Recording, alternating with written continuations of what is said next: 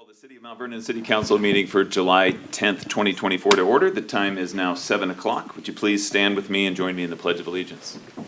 I pledge allegiance to the flag of the United States of America and to the republic for which it stands, one nation, under God, indivisible, with liberty and justice for all.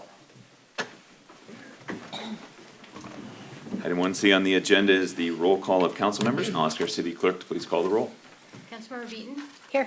Councilmember Brucksmith? Here. Councilmember Correas? Here. Councilmember Hudson? Here. Councilmember Molinar? Here. Councilmember Tesoro? Here. Councilmember Vanderstoop? Here. Thank you, Becky. Item 2 is the approval of the agenda. Council, I've had a motion to adopt the agenda tonight. So moved. I'm going to go with a motion by Councilmember Tesoro and a second by Councilmember Molinar. All those in favor say aye. Aye. Those opposed say no. All right, the agenda is adopted, and we're moving on to community comments. If anyone's present in City Council chambers here tonight and like to address council, please come on up. Would also ask that you please provide your name and contact info on the sign-in sheet at the door so we can follow up with you if necessary. Mr. Johnson?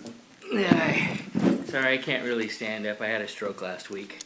Sorry to hear that. We can hear you. Okay, good. And I'm here for 3 reasons, but of course I've only got 30 seconds for each. One is public safety. I just was talking to some of the drivers on paratransit. There's a gentleman that's been hit 4 times on Burlington Boulevard this past 18 months. He's lost his legs and stuff. And we've got a serious problem here in the city of Mount Vernon on 2nd Street. I know it for a fact. So it's got to stop. Put speed bumps in. Don't worry about the damn law. Worry about the people. We got to stop this insanity. I mean, I didn't know it was that prevalent.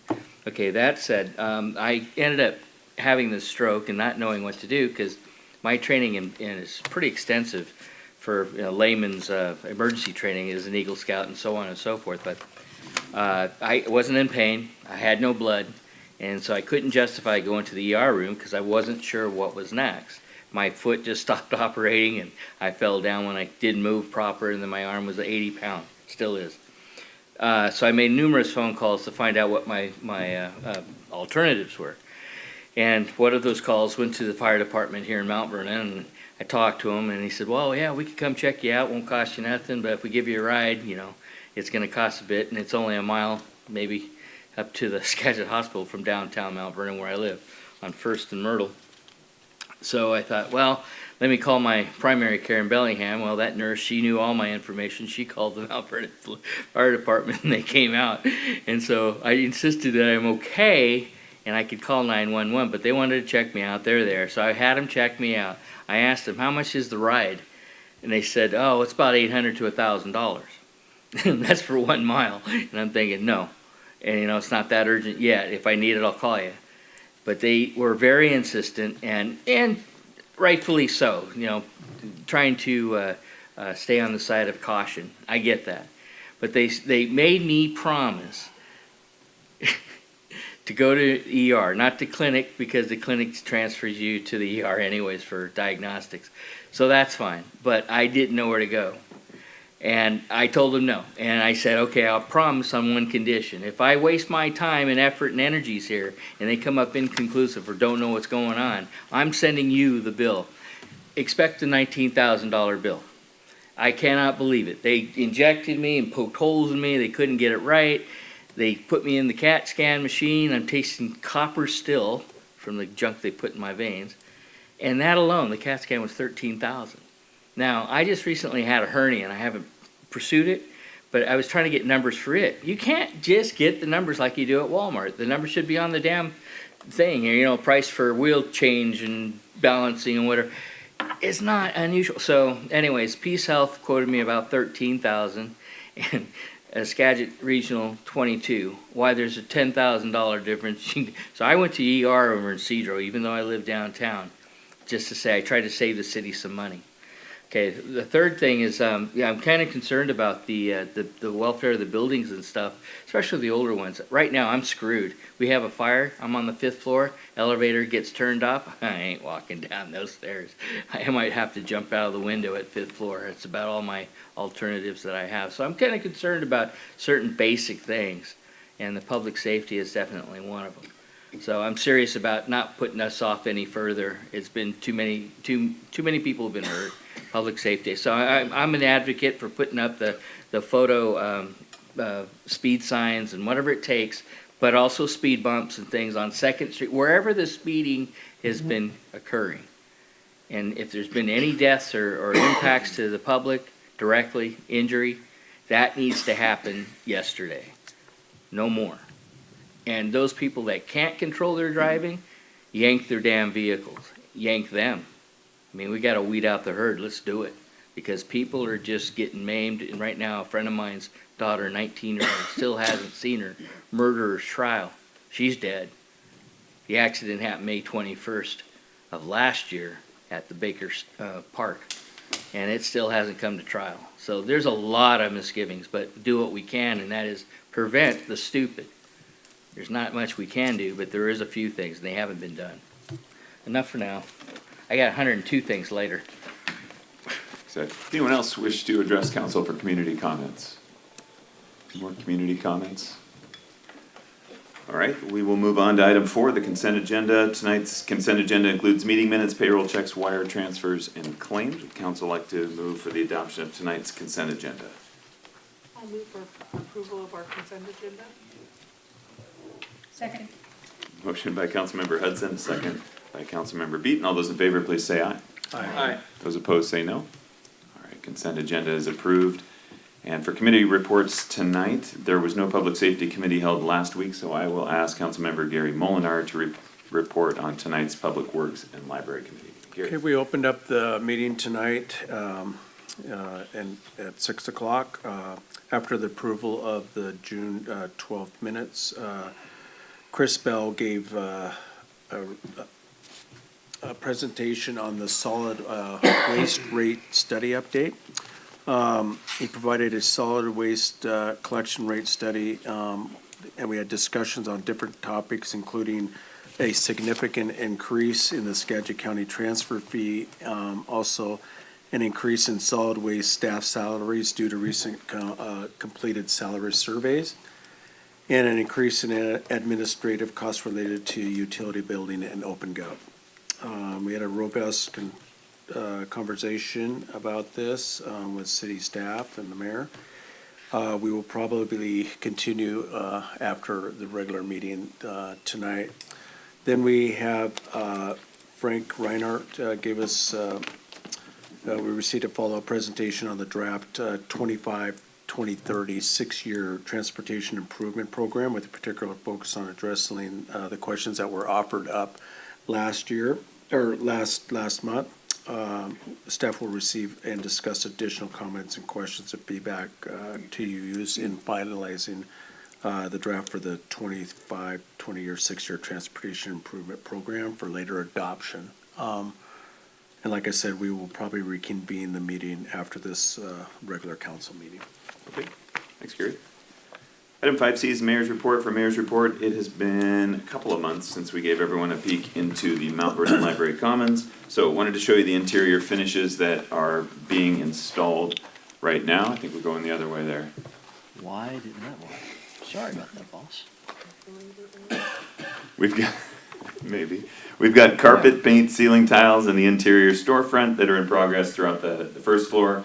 On the right-hand side of that last slide, you will see the restroom tiles being installed and fixtures are being put in there as well. On the next slide, we go to the outside and more site works being completed. The alley behind the commons was poured a couple of weeks ago, and the photo on the right shows the paver installation up on the second floor terrace. So it's all coming together. It's all looking more and more like the community gym that it was designed to be. So on to our upcoming events. Our Parks Department is hosting an opportunity for our youth to explore, climb on, and interact with some pretty awesome vehicles this Saturday. The Parks Touch a Truck event will be held at Edgewater Park on Saturday, July 13th from 11 a.m. to 2 p.m. with a quiet hour from 11 to noon. So if you like loud noises, sirens, engines, that sort of thing, you'll want to stop by in the early afternoon. That is, again, this Saturday, Edgewater Park, 11 to 2. Mount Vernon Parks is also hosting its 38th annual Youth Arts Festival on Saturday, July 27th. This event is still free to our public after 38 years and includes some amazing children's entertainment, several booths providing hands-on arts and crafts, all outside at Hillcrest Park from 11 a.m. to 4 p.m.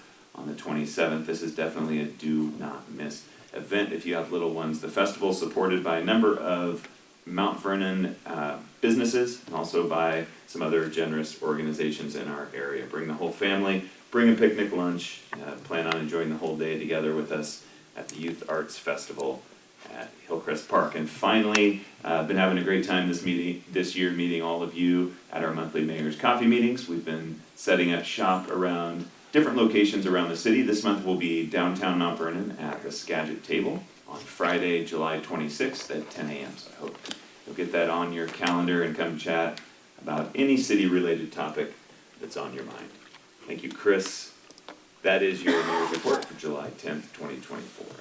Move on to item D, which is our committee agenda requests. Council, any committee agenda requests? Mayor, Yes. we skip council members' comments, and I would like to bring something for city council I comments. did skip the council member comments. Let's do that first. Thank you. Let's go back to item 5B, council member comments. Any council member comments this I'm evening? sorry, I just have one. Yeah. And I would like to bring up to the community because of for the 4th of July, we've been working for a long time about the fireworks in 4th of July, and I don't know. I was not there the next day on July 5th, but we have an emergency in a family in the North 30th, on the trailer park, and a house was burned out. It's a very low-income family. They have 3 children. They got inside, trapped in the house, and I was not there. I'm saying I didn't see anything, but the families in the neighborhood, they said it was because the leftover from the fireworks the next day, they were still throwing them. My understanding was it was illegal to do fireworks in the neighborhoods, right? People had to go to some place not to do fireworks in the neighborhoods, but nobody called, and it was a lot on the 4th of July. Even in my neighborhood, it was a lot of the fireworks. Nobody called the police. I don't think so. People got grounded because what they do, and that's the result we have. Then every year we have something to be sorry for what happened in the community. And it's just a reminder. It's for the community what it is when people don't take seriously the rules how to do fireworks on the 4th of July. It's a good reminder, Councilmember Cabillas. And yeah, there was significant property damage over the holiday, unfortunately.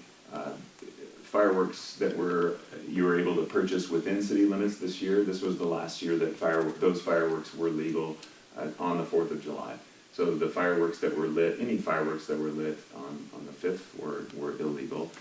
Last November, council passed an ordinance banning fireworks. That ordinance takes effect 1 year from the date that was passed. And so next year, that'll be in effect on July 4th. Fireworks will be banned, will be illegal in city limits for the first year. Thank you. Other council member comments? Okay. How about committee agenda requests? Anything we need to get down? Okay. Well, item 6 on the agenda is new business. And under new business, item A is the approval of an agreement with the United States Department of Transportation. And we've been anxiously awaiting this item to show up on a council agenda. And I will let Public Works Director Chris Phillips share the good news. Thank you, Mayor Donovan. Good evening, council. City staff recommends the city council authorize the mayor to enter into an agreement with the U.S. Department of Transportation, this grant agreement under the FY22 and FY23 charging and fueling infrastructure grant program for Mount Vernon in the amount of $12.5 million. Again, this has been an exhaustive effort by former Mayor Boudreau to really check all the blocks here, dot all the Ts, dot all the Is, cross all the Ts, and get this done. So this was just provided to us earlier this week on Monday over the weekend, that this has been in, and I'm here before you tonight just looking for your approval. The contract is also provided for your purview, but again, $12.5 million for the CFI grant for the Library Commons project. Council, questions for Director Phillips? Or a motion? I'd make the motion, since nobody else wants to approve the US DOT grant agreement for $12,500,000. Second. Motion by Gary, a second by Melissa. All those in favor say aye. Aye. Those opposed say no. And the motion passes, and the agreement's approved, and $12.5 million in federal funding will be brought to the city of Mount Vernon for the Library Commons project. So congratulations to Chris, to Doug, you guys worked really hard on this, Isaac, and of course, former Mayor Boudreau, who brought this one across the finish line. So I just want to point out that Doug did give us a 2 thumbs up. 2 thumbs up from Doug. Doug's very happy. We're just trying to make it suspenseful for him, right? That's right up to the last second. All right, there is no more new business. For item 7, I will ask the city attorney to please call the mayor and city council into executive session. Thank you, Mayor. Members of City Council, the City Council will now meet in executive session to discuss with legal counsel, city enforcement actions, litigation, or potential litigation to which the city, the governing body, or a member acting in an official capacity is or is likely to become a party when public knowledge regarding such discussions are likely to result in either adverse legal or adverse financial consequence to the city pursuant to RCW 4230-110, subsection 1I. That will be ongoing for 10 minutes. We will reconvene at 7:27, no action after. And with that, we will adjourn the City of Mount Vernon City Council meeting for Wednesday, July 10th, 2024 at 7:18 p.m.